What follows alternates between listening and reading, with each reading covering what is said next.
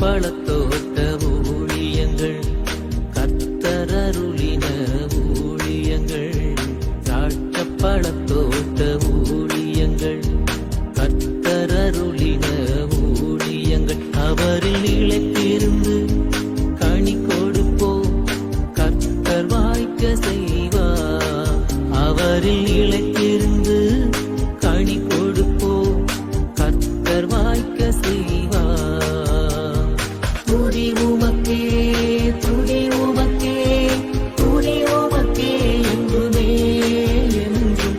துதி உமக்கே, துதி உமக்கே, துதி உமக்கே என்றுமே. சிறியவனை பொழுதிலிருந்தும் எளியவனை குப்பையிலிருந்தும் எடுத்து உயர்த்தி ராஜாக்களோடும் பிரபுக்களோடும் வந்திருக்க செய்கிற அருமை ஆண்டவர் இயேசு கிறிஸ்துவின் இனிதான நாமத்தினாலே இந்த சத்தத்தை கேட்கின்ற அனைத்து தேவனுடைய பிள்ளைகளுக்கும் என்னுடைய அன்பான வாழ்த்துகள்.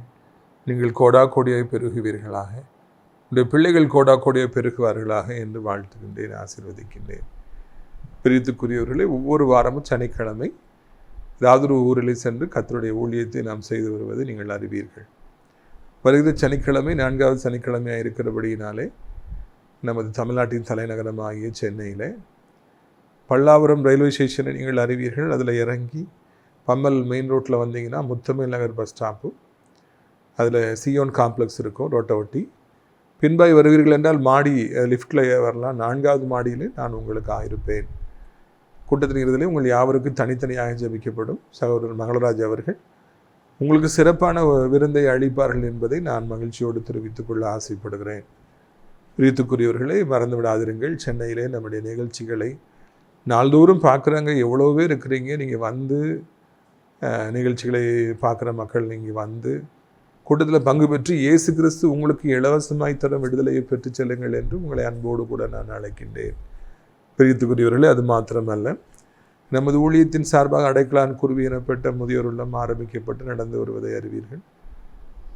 ஆமாம், அதுக்கு அதில் ஒரு புதிய பிரான்ச் நம்ம புதுசாக ஒரு பில்டிங், முக்கியமாக ஏழை மக்களுக்காக, பணம் கொடுக்க முடியாதவர்களுக்காக ஒரு 200 பேர் தங்கும்படியான ஒரு புது கட்டடத்தை நாம் கட்ட இருக்கிறோம்.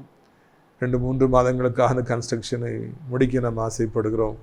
எனவே அதற்காக நீங்கள் ஜெபிக்க வேண்டும் என்று கேட்டுக்கொள்கிறேன். சீக்கிரமாக அனாதை பிள்ளைகளுக்கான இல்லத்தையும் நாம் எழுப்ப வேண்டும். நிறைய கட்டடங்களை ஆண்டவரை கை கட்ட வேண்டும். நிறைய பேருக்கு வாழ்வு கொடுக்க வேண்டும், உணவு கொடுக்க வேண்டும் என்றெல்லாம் நமக்கு ஆசைகள் உண்டு. அந்த நல்ல எண்ணங்கள் நிறைவேறும்படியாக நீங்கள் ஜெபிக்க வேண்டும். தற்சமயம் நம்முடைய ஊழியத்தில் நடைபெற்று வருகிற அடைக்கலான் குருவி ஆவிக்குரிய முதியோர் இல்லத்தில் அநேகர் தங்கியிருந்து ஆசீர்வாதங்களை பெறுகிறார்கள். நாள்தோறும் அவர்களுக்காக நல்ல நல்ல ஊழியக்காரர்கள் வந்து, குருவானவர்கள் வந்து அவர்களை ஜெபத்தில் நடத்துகிறாங்க. 3 வேளையும் அவர்களுக்கு விதவிதமான உணவை நாம் கொடுத்து வருகிறோம். எனவே இந்த நல்ல காரியங்களுக்காக நீங்கள் ஜெபிக்கும்படியாக உங்களை கேட்டுக்கொள்கிறேன். பிரியத்துக்குரியவர்களே, இந்த நாளில் நம்முடைய பிரயோஜனத்திற்காக யோவான் 17வது அதிகாரம் 12வது வசனம் முதல். அவர் ஒரு கிராமத்தில் பிரவேசித்த பொழுது குஷ்டரோகம் உள்ள மனுஷர் 10 பேர் அவருக்கு எதிரே வந்து தூரத்தில் நின்று, இயேசு ஐயரே, எங்களுக்கு இறங்கும் என்று சத்தமிட்டார்கள். One day Jesus was passing through a small village, small hamlet. சின்ன ஒரு கிராமம்தான். ஆனால் அங்கே 10 குஷ்டரோகிகள் அவரை எதிர்கொள்ளும்படியாக வராங்க. சபிக்கப்பட்டவர்களாக அவர்கள் இருந்தார்கள். இந்நாட்களில் கேன்சர் வந்து எவ்வளோ பேர் எவ்வளோ பாடுகளை பாவம் அனுபவிக்கிறாங்க. எப்படியாவது ஆண்டவர் இந்த உலகத்தில் கேன்சருங்கிற வியாதியை இல்லாமல் ஆக்கணுங்கிறது தான் என்னுடைய ஜெபம். அந்த காலத்தில் அதே போல் குஷ்டரோகம் எனப்பட்ட வியாதி பயங்கரமான வியாதியாக இருந்தது. ஏனென்றால் அதற்கு மருந்தே கிடையாது. ஊருக்கு வெளியே வச்சுருவாங்க, வீட்டுக்குள்ளே வைக்க மாட்டாங்க. கொரோனாவில் கோவிட் வரும்போது எல்லோரையும் குவாரண்டைன் பண்ணாங்க, தனியாக வீட்டுக்குள்ளே வச்சுருவாங்க. அதே மாதிரி இவ்வளோ ஊருக்கு வெளியே காட்டுக்குள்ளே கொண்டு வச்சுருவாங்க. யாராவது எப்போமாவது போய் சாப்பாடு கொடுப்பாங்க. ஊருக்குள்ளே வரக்கூடாது, யாரையும் பார்க்கக்கூடாது, நல்ல காரியங்கள் கெட்ட காரியங்களில் பங்கேற்கக்கூடாது. யாராவது பார்த்துட்டாங்கன்னா தலையில் கை வச்சு முக்காடை போட்டுட்டு நான் தீட்டுன்னு சொல்லிட்டே ஓடணும். ரொம்ப கொடூரமாக ஜனங்கள் வந்து அந்த குஷ்டரோகிகளை நடத்தினாங்க. Lepers were treated very cruelly by the society. ஏனென்றால் அது பரவும் என்று ஜனங்கள் நம்பினாங்க. எப்படி கொரோனா பரவும் நம்ம பயப்படுறோமோ அதே மாதிரி இந்த ரோகமும் பரவும் என்று ஜனங்கள் நினைத்தபடியினாலே ஏற்கனவே வியாதினால் பாதிக்கப்பட்டவர்களை கொடூரமாக நடத்தினாங்க. அவங்கள ஊருக்கு வெளியே கொண்டு வச்சாங்க. அப்படிப்பட்ட 10 பேர் தான் இங்கே வராங்க. ஒரு கிராமத்தில் கூட, சாதா கிராமத்தில் 10 பேருக்கு அந்த வியாதி வந்து அவங்கெல்லாம் ஒதுக்கி வைக்கப்பட்டாங்க, தள்ளி வைக்கப்பட்டாங்க. இன்றைக்கி இந்த உலகத்தில் வாழுகிற கொஞ்ச கால வாழ்க்கையில் உங்களையும் கூட உங்கள் குடும்பத்தார் ஒதுக்கி வைத்திருக்கலாம். நீ ஒரு தவறை செய்து விட்டாய், நீ இப்படியாக போய்விட்டாய், வந்து விட்டாய், நீ இப்படியாக படிக்காமல் போய்விட்டாய், ஆசிரியர் எதிர்த்து பேசி விட்டாய், இல்லைனா உன்னால் இவ்வளோ நஷ்டம் ஆயிடுச்சு, போயிட்டு திரும்பி வந்துட்டு, அதனால் நீ எங்களுக்கு வேண்டான்னு சொல்லிட்டு குடும்பத்தில் ஒதுக்கி வைக்கப்பட்டிருக்கலாம். கடன் வாங்கி திருப்பி கொடுக்காதனால அண்ணன் தம்பியே உங்களை ஒதுக்கி வைத்திருக்கலாம். இல்லைன்னா நீங்கள் வந்து சமுதாயத்தில் ஏதோ ஒரு தவறு செய்து கண்டுபிடிக்கப்பட்டபடினாலே எல்லாரும் உங்களை பார்க்கும் பொழுதே ஒரு அருவருப்பாக பார்க்கலாம். நல்லது நன்மை தீமைகளுக்கு உங்களை கூடாமல் இருக்கலாம். வந்தாலே நமக்கு அவமானம், இவன்ட்டு பேசினாலே அவமானம்னு சொல்லி ஜனங்கள் நினைக்கத்தக்க அளவிற்கு இந்த மனிதர்கள் 10 பேர்கள் எவ்வளவு துன்பத்தை அனுபவித்தார்களோ, தள்ளி வைக்கப்பட்டிருந்தார்களோ, அதே போல நீங்களும் கூட இன்றைக்கு தள்ளி வைக்கப்பட்டிருக்கலாம். அன்றைக்கு அவர்கள் வியாதி நிமித்தமாக தள்ளி வைக்கப்பட்டார்கள். இன்றைக்கு நாமோ கடன் வாங்கியிருக்கிறபடினாலே, இல்லைனா சம்பாதிக்க முடியாமல் இருக்கிறபடியினாலே, அழகில்லாமல் இருக்கிறபடியினாலே, ஏதோ ஒரு தவறை தெரிந்தோ தெரியாமலோ கடந்த காலத்தில் செய்து விட்டபடியினாலே தள்ளி வைக்கலாம். யாபேசுடைய அம்மா, அவனை நான் பெற்றெடுக்கும் பொழுது வேதனையில் பெற்றெடுத்தேன் என்று அவனுக்கு யாபேஸ்னு பெயரிடுறாங்க. நீ துன்பத்தின் மகன், நீ வேதனையின் மகன், உன்னை பெற்றெடுக்கும் போது எனக்கு அவ்வளோ கஷ்டம், மிச்ச பிள்ளைலாம் டக்குன்னு வந்துட்டாங்க, நீ ஒரு ராசி கெட்டவன், நீ பிறக்கும் பொழுது எனக்கு வேதனை தான், நீ விளங்கவே மாட்டேன், எனக்கு சாபமாக தான் இருப்பேன்னு சொல்லி பெற்ற தாயே சொன்னாங்க. இன்றைக்கி உங்களையும் கூட அப்படியே ராசி கெட்டவன், நீ வந்தபடினால்தான், நீ பிறந்தபடினால்தான் எங்கள் குடும்பத்தில் இவ்வளவு பிரச்சனை, உன்னை கல்யாணம் பண்ணதுனால தான் இவ்வளவு பிரச்சனை, இந்த இடத்துல கடை வச்சபடினால, இந்த இடத்துல வீடு வாங்கினபடினால தான் பிரச்சனை, நீ சொன்னதுனால தான் அப்படி பண்ணிட்டோம், நீ தானே சொன்ன ஒன்று இப்படி நீ சொன்னதுனால தான் இப்படி செஞ்சோம், அதனால தானே இவ்வளோ பிரச்சனைன்னு சொல்லி உங்களை குற்றம் சுமத்திக்கிட்டே இருக்க. எங்கள் தகப்பனார் மிகவும் வசதியானவர்களாக, முதல்ல ரொம்ப கஷ்டப்பட்டாங்க, அப்புறம் வசதியானவர்களாக இருந்தார்கள். பிஎஸ்சி பிஎட் படித்திருந்த எங்கள் தாயார் அந்த காலத்தில் பிஎஸ்சி பிஎட்ங்கிறது ஒரு விலையேற பெற்ற படிப்பு. 4 முறை கவர்மெண்ட் ஜாபுகளை ஜாயின் பண்ணாங்க. 4 முறையும் அம்மாவை அப்பா ரிசைன் பண்ண வச்சுட்டாங்க. சொன்ன காரணம் என்னென்னா, எனக்கு சூடாக சாப்பாடு கிடைக்காது, அதனால் நீ வந்து வேலைக்கு போக வேண்டாம், வீட்டில் பொங்கிடு, நீ பொம்பளை, நீ வீட்டில் இருந்து சோறு பொங்கி போடுன்னு சொன்னாங்க. அதுக்கு பிறகு அப்பாவுக்கு பிஸ்னஸ்லாம் போயிடுச்சு, நாங்கள் ரொம்ப கஷ்டப்பட்டோம். பிரியத்துக்குரியவர்களே, கவனிக்க வேண்டும், அநேக நாட்கள், அநேக வருடங்கள் நாங்கள் வீட்டில் கஷ்டம் வரும்போதெல்லாம் சொல்லுவோம், அம்மா உங்களை யார் வேலையை ரிசைன் பண்ண சொன்னது, நீங்கள் வேலைக்கு போயிருந்துருக்கலாம்ல, எங்களுக்கு தந்திருப்பீங்களன்னு சொல்லி அம்மாக்கிட்ட அடிக்கடி சண்டை போடும். நீங்கள் ஏன் அந்த முடிவு எடுத்தீங்க, எதுக்கு இப்படி பண்ணிட்டீங்க, எதுக்கு ஜாப்பை ரிசைன் பண்ணிட்டீங்க, அப்பா சொல்லி தானே நீங்கள் செஞ்சீங்க. நாங்கள் ரொம்ப கஷ்டங்களை அனுபவிக்கும் போதெல்லாம் அம்மாக்கிட்ட சண்டை போடுவோம், ஏன் இப்படி பண்ணீங்க. நம்ம எடுக்கிற தவறான முடிவுகளால் யாராவது பாதிக்கப்படுகிற பொழுது அவங்க சொல்லிக்கிட்டே இருப்பாங்க, உங்களால் தானே, உன்னால தானே இப்படி ஆயிட்டேன், என் மகன் உன் கூட சேர்ந்ததுனால தானே இப்படி குடிகார ஆயிட்டான். ஜனங்கள் குற்றம் சுமத்திட்டே இருப்பாங்க, தள்ளி வச்சிருப்பாங்க, உங்களை பார்த்தாலே பல்ல கடிப்பாங்க, உங்களை பார்த்தாலே அடிக்க வருவாங்க. இந்த மாதிரிலாம் தள்ளி வைக்கப்பட்டிருக்கிறவங்க, வெறுக்கப்படுறவங்க இந்த சமுதாயத்தில் நிறைய பேர் இருக்காங்க. ஒரு முடிவு எடுத்து அதில் பாதிப்பு வந்துருச்சுன்னா அதை மறக்கவே மாட்டாங்க. ஏன் இப்படி பண்ணீங்க, எதுக்காக இப்படி பேசுனீங்க, எதுக்காக இப்படி செஞ்சீங்க, சொல்லிக்கிட்டே இருப்பாங்க. இந்த உலகம் அப்படித்தான் நம்மையும் கூட சொல்லும். உங்களை சத்தத்தை கேட்குற உங்களையும் கூட ஏதோ சில காரணங்களால், நீ ஏன் இப்படி பண்ண, நீ ஏன் அங்கே போன, நீ ஏன் இப்படி எங்களை செய்ய வச்ச, உன்னால தானே இப்படி, நீ சொன்னதுனால இப்படி ஆகி போச்சுன்னு சொல்லிகிட்டு இருக்கலாம், தள்ளி வச்சிருக்கலாம், பரவாயில்லைங்க. மனுஷங்க தான் நம்மளை தள்ளி வைப்பாங்க, ஆண்டவர் நம்மை ஒருபொழுதும் தள்ளி வைக்கவே மாட்டார். மனிதர்கள் மத்தியில் தான் அவனை தள்ளி வை, அவளை தள்ளி வைக்கிற பழக்கம் உண்டாகிறது. ஆண்டவருக்கு அப்படிப்பட்ட தள்ளி வைக்கிற பழக்கம்லாம் கிடையாது. அவர் தாய் பறவை போல சட்டையை விரித்து நம்மை எப்பொழுதுமே ஏற்றுக்கொள்கிறவராக இருக்கிறார், நம்மை அரவணைக்கிறவராக இருக்கிறார் என்பதுதான் நல்ல செய்தி. எப்பொழுதும் ஆண்டவர் நம்மை ஏற்றுக்கொள்கிறார், எப்பொழுதும் நம்மை அரவணைக்கிறார், எப்பொழுதும் நம்மை கட்டி அணைத்து முத்தமிடுகிறார், நம்மை அவர் அன்பு செலுத்துகிறார். ஒரு பொழுது நம்மை ஆண்டு தள்ளுகிற தெய்வம் அல்ல. என்னிடத்தில் வருகிற எவனையும் நான் புறம்பை தள்ளேன் என்று ஆண்டவர் சொல்லியிருக்கிறார். பிரியத்துக்குரியவர்களே, இதைத்தான் இந்த இடத்துல நான் காண்கிறோம் என்பதை உங்களுக்கு நான் நினைவூட்டும்படியாக விரும்புகிறேன். பிரியத்துக்குரியவர்களே, நீங்கள் கவனிக்க வேண்டும், இவங்கெல்லாம் தூரத்தில் வந்து ஏசையரே எங்களுக்கு இறங்கும். அவங்க எப்படி கேள்விப்பட்டாங்கன்னு தெரியல, ஏன்னா அவங்களே ஊருக்கு வெளியே இருக்காங்க, அதிகமாக கம்யூனிகேஷன் இருந்திருக்காது. ஆனாலும் கூட அந்த நல்ல செய்தி அவங்களுக்குள்ள போது, ஏசப்பா வராங்கன்னு தூரத்தில் நின்றுக்கிட்டு ஏசையரே எங்களுக்கு இறங்கும்னு சொல்கிறாங்க என்று அவர்கள் கதறுகிறார்கள். பக்கத்தில் வந்து அவர் எதுவும் தப்பாக நினச்சிடுவாரோ, நம்மளை அருவறுத்துடுவாரோ, நமக்கு வேறு இந்த வியாதி இருக்குதே, நாற்றம் அடிக்கோமே, எல்லாரும் நம்மளை ஒதுக்கி வச்சுட்டாங்க, ஆண்டவரும் ஒதுக்கி வச்சுருவாரோ பயப்படுறாங்க. அதனால் தூரத்தில் இருந்துக்கிட்டே ஏசையரே எங்களுக்கு இறங்குன்னு சொல்கிறாங்க. அவங்களுக்கு தாழ்வு மனப்பான்மை, அந்த வியாதி வந்ததுனால தாழ்வு மனப்பான்மை, ஆண்டவர்கிட்ட கூட பக்கத்தில் போக அவங்களுக்கு முடியல, பயமாக இருக்குது, தாழ்வு மனப்பான்மை அவங்களுக்கு தடுக்குது. அதனால் அவங்க தூரத்தில் நின்றுக்கிட்டு ஏசையரே எங்களுக்கு இறங்குன்னு சொல்கிறாங்க. இன்னைக்கு நீங்களும் கூட மனிதர்களை காணும்போது தூரத்தில் நிற்கிறவர்களாக இருக்கலாம், பக்கத்தில் போக பயமாக இருக்கலாம், தாழ்வு மனப்பான்மை உங்களை கொண்டு இருக்கலாம். கடந்த காலத்தில் நீங்கள் சந்தித்த அவமானங்கள், பிரச்சனைகள், தோல்விகள் மேலிருந்து கீழே வந்ததுனால இன்னைக்கு யாரையுமே சந்திக்க முடியாதபடிக்கு, எதையுமே செய்ய முடியாதபடிக்கு பரிதாபமான ஒரு நிலைமையிலே நீங்கள் இருக்கலாம். பிரியத்துக்குரியவர்களே, உங்களை ஆண்டவர் புரிந்து கொள்கிறவராக இருக்கின்றார். நீங்கள் இன்றைக்கு தாழ்வு மனப்பான்மையோடு வாழ்வதையும், சிந்தித்து யோசித்து பேசுவதையும், உதவி கேட்பதற்கு முன்பதாக 1000 முறை நீங்கள் சிந்திப்பதையும் அறிவார். மனிதர்கள் உங்களை புறக்கணித்தது உண்மைதான், ஆண்டவர் இயேசு உங்களை ஒருபொழுதும் புறக்கணிக்கவில்லை என்கிற நல்ல செய்தியை நான் அறிவிக்கும்படியாக விரும்புகிறேன். ஆண்டவர் இயேசுவை நீங்கள் அறிந்து கொள்ளுங்கள். அவர் உங்களை ஒருபொழுதும் அருவருக்க மாட்டார். மனிதர்கள் அருவருக்கலாம், கேவலமாய் பேசலாம், நீங்கள் கடந்த காலங்களில் செய்த பாவங்களை மனிதர்கள் லாபத்திலே வைத்து உங்களை மன்னிக்காமல் போகலாம். ஆனால் ஆண்டவர் உங்களை மன்னிப்பார். ஆண்டவர் உங்களுக்கு உதவி செய்வார் என்பதுதான் அந்த நாளிலே புரிஞ்சுக்கணும். இவங்க சந்தேகத்தோடு போகிறாங்க, அதுக்கு ஆண்டவர் என்ன செய்தார் பாருங்க. 14 அவர்களை அவர் பார்த்து, நீங்கள் போய் ஆசாரியருக்கு உங்களை காண்பியுங்கள் என்றார். அந்தபடி அவர்கள் போகையிலே சுத்தமானார்கள்.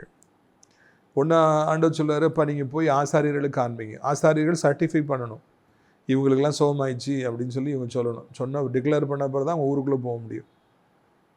அப்போது ஆண்டவர் வந்து நான் சுகமாக்கிட்டேன்னு சொல்லலை, அப்படியா கஷ்டப்பட்டீங்களான்னு கேட்கல, நேராக நீங்கள் ஆசாரியிட்ட போங்க அப்படிங்கிறாரு. உங்களை காண்பீங்க அப்படின்னு சொல்லி சொல்கிறாரு. என்ன அர்த்தம்னா, நான் சுகமாக்கிட்டேன், நீங்கள் போங்கன்னு சொல்லி சொல்கிறாரு. 10 பேரும் விசுவாசத்தோடு ஆசாரியர்கள்ட்ட போகிறாங்க. ஒரு சிலர் நினச்சிருக்கலாம், நாகமான் மாதிரி நினச்சிருக்கலாம், அவங்க அவர் பக்கத்தில் வருவார், கட்டி பிடிப்பார், காயங்களை தடவி கொடுப்பாருன்னு அவங்க எதிர்பார்த்துருக்கலாம். ஆனால் ஆண்டவர் சொல்கிறார், நீங்கள் போங்க ஆசாரியர்கிட்ட போய் காமிங்க.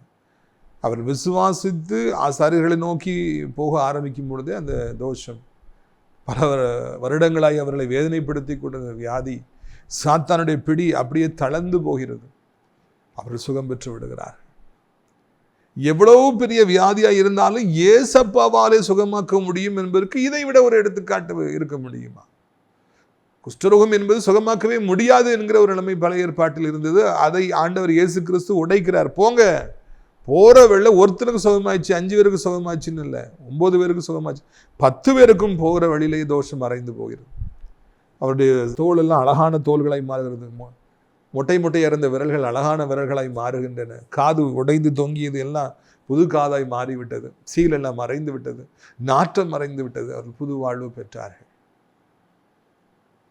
இதில் ஒரே ஒரு காரியம் தான் கவனிக்கணும், சுகமாக்கிட்டேன்னு சொல்லலை, போங்க போய் காமிங்க, கட்டளை கொடுக்குறாரு. அது கீழ்ப்பிடிஞ்சு விசுவாசித்து போன உடனே தான் சுகம் கிடச்சிது. ஏசப்பாவுடைய பைபிள் எடுத்து வாசித்து தினந்தோறும் குறைந்தபட்சம் 5 அதிகாரம் 6 அதிகாரம் வாசிக்காமல் இருக்கவே இருக்காதீங்க. அதில் ஆண்டவர் உங்கள் உள்ளத்தில் எதை பேசுகிறாரோ, இதை செய்யின்னு சொல்கிறாரோ அதை செய்யாமல் இருக்காதீங்க.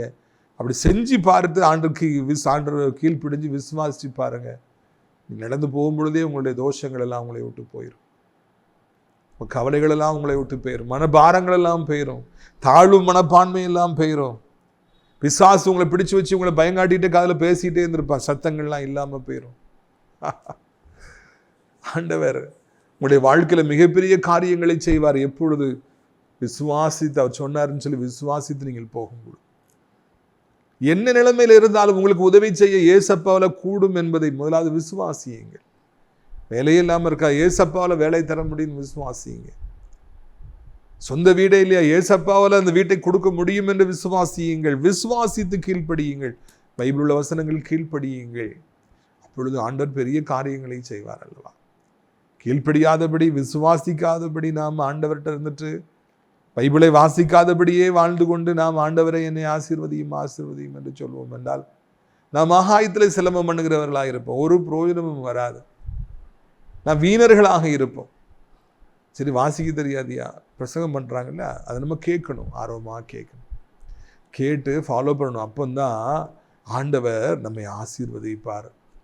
என் பிள்ளைகளே போங்க, ஆசாரியர்கள்ட்ட போய் காமிங்க. ஆசாரியர்கள்ட்ட போயிட்டு குஷ்டரோகத்தோடு அடின்னு அடிச்சு போவார். அதெல்லாம் அவங்களுக்கு தெரியும். ஊருக்குள்ளோடு தான் போகணும், அதுவும் தெரியும். தாழ்வு மனப்பான்மை உடையவர்கள், பல வருஷமாய் ஒதுக்கப்பட்டவர்கள். ஆனால் இயேசு சொன்னார்னால விசுவாசிச்சு போனாங்க, சுகமாகி. இயேசுவை நம்புகிறவர்கள், விசுவாசிக்கிறவர்கள் ஒரு காலமும் அவர்கள் கெட்டு போவதில்லை. ஒரு காலம் அவர்கள் வெட்கப்பட்டு போவதில்லை. கெட்டும் போவதில்லை, வெட்கப்பட்டும் போவதில்லை. இயேசுகிற நாமத்தை சொல்றவங்களை ஒரு காலம் ஆண்டவர் விட மாட்டாருங்க. 10 பேர் சுகம் பெற்றுறாங்க.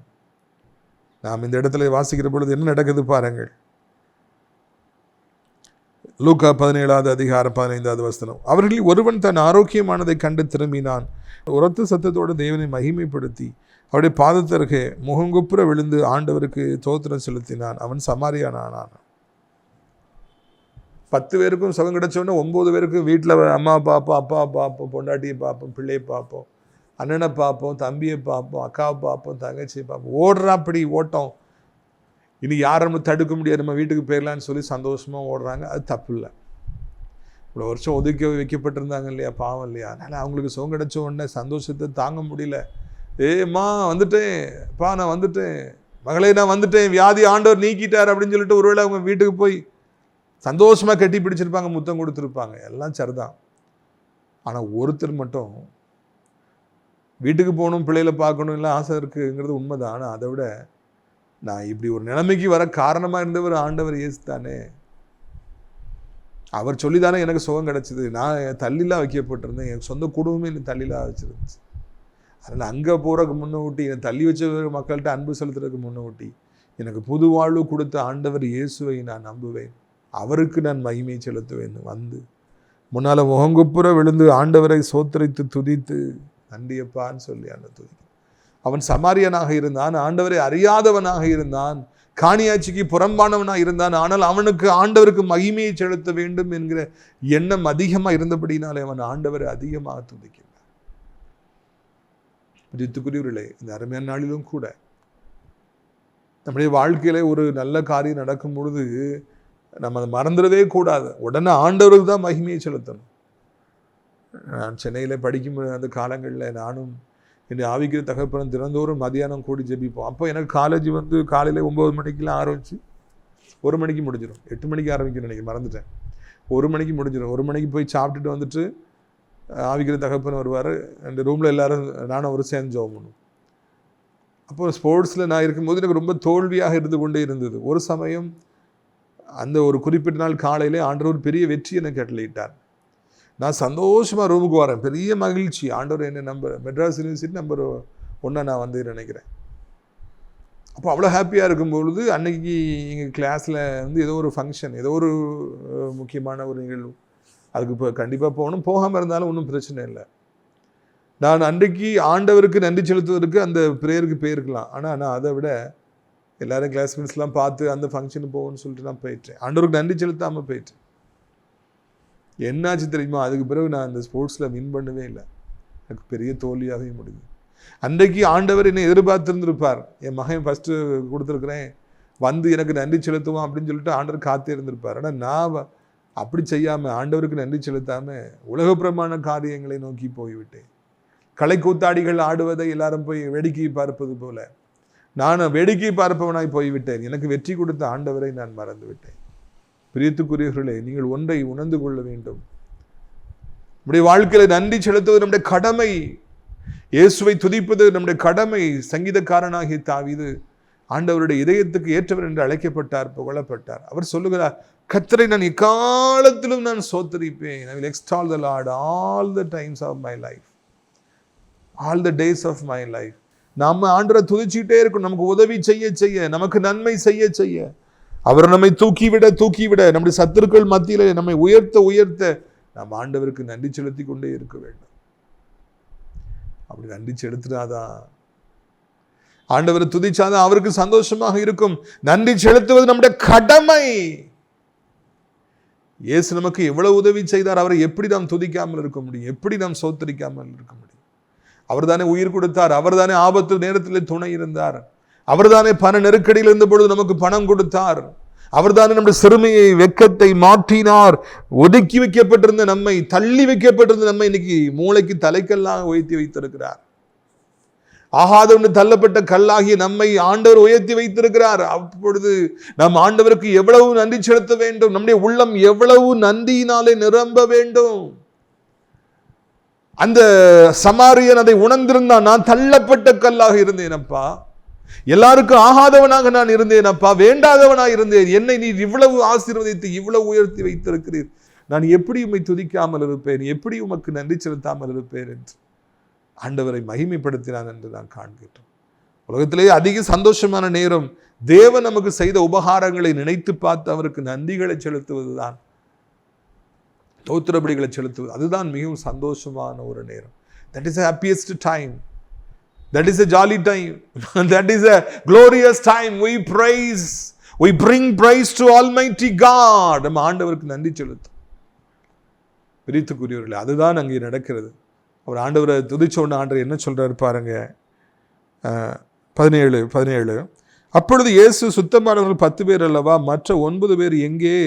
தேவனை மகிமைப்படுத்துகிறதற்கு இந்த அந்நியனை ஒழிய மற்றொருவனும் திரும்பி வர காணோமே என்று சொல்லி அவனை நோக்கி, நீ எழுந்து போவன் விசுவாசம் உன்னை ரட்சித்தது என்றார். ஒன்று ஆண்டவர் கேட்கிறாரு, ஏய், நான் 10 பேர் வந்து தானே சுகம் கொடுத்தேன், நீ மட்டும் வந்திருக்கியப்பா, வேற யாராவது அதர் 9, அந்த 9 பேர் எங்கப்பா போனாங்க? ஒரு கேள்வி ஆண்டவர் கேட்கிறார். ஒரு இடத்துல தான் நம்ம புரிஞ்சு கொள்கிறோம், ஆண்டவர் நன்றியை எதிர்பார்க்கிறவராக இருக்கிறார். வேற எதையும் நம்மாலே ஆண்டவருக்கு கொடுக்கவே முடியாது. நன்றி பலிகளை தான் கொடுக்க முடியும். Where are the other 9? 10 are healed, only 1 is here. Where are the other 9? இந்த 9 பேர் எங்கப்பா? வாழ்க்கையிலும் கூட ஆண்டவர் நம்ம நன்றி பலிகளை எதிர்பார்க்கும் பொழுது வேற எங்கேயோ போய் அவரை ஏமாற்றி விடாதபடி கவனமாக வாழ பழகுவோம். அவருக்கு நன்றி பலிகளை செலுத்தும். ஒவ்வொரு நாள் வேலைக்கு போகும்போது ஆண்டவர் துதிக்க மறக்காதீங்க. ஒவ்வொரு நாள் காலையில் எந்திரிச்சு மூச்சு விடும் பொழுது, இந்த நாளை காண உதவி செஞ்சீங்களேப்பா, ஆண்டவருக்கு நன்றி செலுத்த மறவாதீங்க. ஆண்டவர் உன்னுடைய வாழ்க்கையில் எவ்வளவு உபகாரங்களை செய்திருக்கிறார், நன்றி செலுத்துங்க. அப்போ ஆண்டவர் உன் விசுவாசம் ஒன்று ரட்சித்து அவனை ஆசீர்வதித்து அனுப்புகிறார். அதுக்கப்புறம் இந்த வியாதி மறுபடியும் வந்திருக்காது. அந்த மனிதனுக்கு இம்மையிலும் மறுமையிலும் ஒரு க்ளோரியஸ் பிளேஸ் ஆண்டவர் கொடுத்துருப்பார். ஆனால் அந்த 9 பேருக்கும் அப்படி ஒரு கேரண்டி கொடுக்க முடியாது. ஏன்னா ஆண்டவர் முத்திரை போடலை, இவனுக்கு முத்திரை போட்டு அனுப்புகிறார் நன்றி செலுத்துறதுனால. ஆண்டவருக்கு நன்றி செலுத்துவோம் என்றால் நமக்கும் முத்திரையை போட்டு ஆண்டவர் அனுப்புவார் என்பதில் சந்தேகமே இல்லை. உங்களுடைய ஆசீர்வாதங்களுக்காக நான் ஜெபிக்க முடிய விரும்புகிறேன். கண்களை மூடுவீர்களா? அப்பா பிதாவே, இந்த அருமையான நாளுக்காக நன்றி. எவ்வளோ அருமையான ஒரு சத்தியத்தை எங்களுக்கு நீங்கள் தந்திருக்கீங்க, அதற்காக நமக்கு ஸ்தோத்திரம். தகப்பனே, எங்களுடைய வாழ்க்கையில் உண்மையின்றி எங்களுக்கு யார் உண்டு? எவ்வளவோ தள்ளப்பட்டிருக்கிற கல்லாகி எங்களை மூளைக்கு தலைக்கல்லாக மாற்றுங்க, அதற்காக நன்றி. எசப்பா, இந்த அருமையான நாளிலும் கூட அந்த சத்தத்தை கேட்குற பிள்ளைகள் எந்த நிலைமையில் இருந்தாலும் அவர்களுக்கு உதவி செய்யுங்க, அவர்களை ஆசீர்வதிங்க, அவருடைய வேதனைகளை மாற்றுங்க, அவருடைய கண்ணீரை தொடங்க. முக்கியமாய் குஷ்டரோகத்தை ஒரு வார்த்தையினாலே சுகப்படுத்தியவரே, கேன்சரை ஒரு வார்த்தையினால சுகப்படுத்துங்க. ஏன் இவ்வளோ தாமதமாக வந்திருக்கீங்கன்னு ஒரு பொழுது நீங்கள் சொல்ல மாட்டீங்க. ஆண்டவரை தோத்திரம் ஐயா, யாரையும் நீங்கள் எதுவுமே சொல்ல மாட்டீங்க, அதற்காக நமக்கு ஸ்தோத்திரம். ஆண்டவரை, நீங்கள் எல்லாருக்கும் மனம் இறங்குகிறவர் என்பதை நாங்கள் காண்கிறோம். உண்மை நோக்கி கூப்பிட்ட ஒவ்வொருவருக்கும் மனம் இறங்குனீங்க, அவங்களுக்கு சுகம் கொடுத்தீங்க, புது வாழ்வு கொடுத்தீங்க. இப்பொழுது யாரெல்லாமே கூப்பிடுகிறார்களோ அவர்களுக்கு செவி கொடுங்க, சுகம் கொடுங்க, பணம் கொடுங்க, வேலை கொடுங்க, அவர்களுக்கு திருமண காரியங்களை வாய்க்க செய்யுங்க, அவர்களுக்கு பிள்ளை செல்வத்தை தாருங்க, அவர்களுக்கு சொந்த வீட்டை தாருங்க, அவருடைய பிள்ளைகளை ஆசீர்வதிங்க, ரட்சியுங்க, தீய பழக்கங்கள்லேருந்து விடுவீங்க. நம்பிக்கையற்ற இருக்கிற பிள்ளைகளுக்கு நம்பிக்கையை தாருங்க. செத்து போயிடணும், சூசைட் பண்ணணும்னு நினைக்கிற பிள்ளைகளுக்கு வாழ வேண்டுகிற விருப்பத்தை கொடுங்க. ஆண்டவரே, அவர்களுக்கு விரோதமாய் உருவாக்கப்பட்ட செய்வினைகள் இல்லை, ஏவல்கள், பெலிசூனிகள் அழிக்கப்பட்டு போகட்டும். உலகமே தூங்குறதுனால தூங்க முடியலன்னு சொல்றவருக்கு நல்ல நிம்மதியான உறக்கத்தை தார். சத்துரு விலகி போகணும், போன சத்துரு மறுபடியும் வரக்கூடாது, போன வியாதி மறுபடியும் வரக்கூடாது, போன கடன்பாரம் மறுபடியும் வரக்கூடாது. இயேசுவே, எங்களை ஆசீர்வதிங்க. அனைத்து மக்களையும் வாலிபல் ரட்சிங்க, முதியோர்களை விழுந்து விடாதபடி காத்துக்கொள்ளும். உலகம் முழுவதும் அத்தனை நாடுகள், அத்தனை மக்களை ஆசீர்வதிங்க. இந்தியாவை ஆசீர்வதிங்க. அனைத்து தேவனுடைய பிள்ளைகளையும் ஊழியக்காரர்களையும் ஆசீர்வதிங்க. ஆசிரியர் திராட்சைப்பழ தோட்ட ஊழியர்களை நேசிக்கிறேன். நாள்தோறும் நம்முடைய நிகழ்ச்சிகளை பார்க்கிற பிள்ளைகளை, அறிமுகப்படுத்துகிற பிள்ளைகளை ஆசீர்வதிங்க. முதியோர் இல்லங்கள், அநாதைகளும் தொடர்ந்து கெட்டப்பட உதவி செய்யுங்க. இயேசுவின் மூலம் ஜெபிக்கிறோம் பிதாவே. என் ஆத்துமாவை கர்த்தரை சோத்திரி, என் முழு உள்ளமையோருடைய பரிசுத்த நாமத்தை சோத்திரி. என் ஆத்துமாவை கர்த்தரை சோத்திரி, அவர் செய்த சகல உபகாரங்களையும் ஒருபொழுதும் மறவாதே. ஆமென். கர்த்தராகிய இயேசு கிறிஸ்துவின் கிருபையும் பிதாவாகிய தேவனுடைய அன்பும் பரிசுத்தருடைய நிர்ணயிக்கவில்லாத பிரசன்னமும் உங்கள் அனைவரோடும் இன்றைக்கு சதா காலங்களில் நிலைத்திருக்கிறது. Hallelujah, hallelujah. God bless you.